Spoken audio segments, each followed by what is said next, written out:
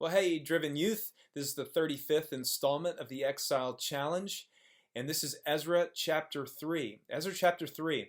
It reminds me of this, that throughout the ages, the central aspect of God's people is that they assembled together for worship. And this is what we find here in Ezra chapter 3. Finally, they're back in the land. I don't know how long it took them to get from Babylon to Israel. So it could have taken them anywhere between 4 to 5 months or so just to travel from the land of Persia or Babylon area all the way over to Jerusalem. And so now they're together. And it seems like they took some time to set up camp for themselves. And now they're beginning to lay the foundation of the temple. They built the altar, and they started having presenting or offering sacrifices on the altar. And then they gathered together, as it says, as one man to celebrate what's called the Feast of Booths, or the Feast of Ingatherings. And this was a joyous celebration that happened during the 7th month of the Jewish calendar, during the 15th to the 21st day. So for a week. And so the scriptures teach that the children of Israel were all to gather together, specifically the men were all together, but the families came as well, were to gather together as one man, and they were basically camping out all week. And so they made booths, or rather tents, out of different kinds of material. And you can go back in the in Leviticus and read, I think it's Leviticus 16, and read the details for that particular celebration. And it was a joyous celebration. They offered many sacrifices on the altar. They celebrated together. They spent time together. It was a wonderful occasion. And what an occasion to celebrate the establishing foundations of the temple together.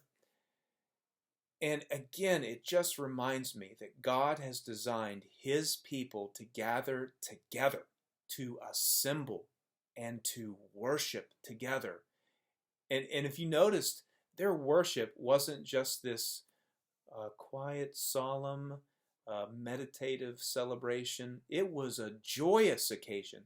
It was filled with shouts and music, all sorts of things. They declare, "For He is good, for His," meaning God, "for His steadfast love endures forever toward Israel." I can't imagine what it was like. And as the foundations were being laid for the temple, there was a combination of emotions that were going on there. There were older men, and probably ladies as well, and that were saddened by the remembrance of how glorious the Solomon's temple was. And it reminded them, I believe, not only that this temple that they were building was not going to be as majestic as Solomon's temple, but it reminded them, I would assume, of their great sin and idolatry against their God. And it saddened their heart. But there were also others there that were just overjoyed because God was fulfilling His promises right before their eyes. And it just reminds us again that when we come back together this Sunday, that we need to come back together with joy and happiness and celebration, that God's people have come together to worship, to represent their Lord together. And that's what we're doing. We're coming together in order just to represent Jesus, our King, here on earth.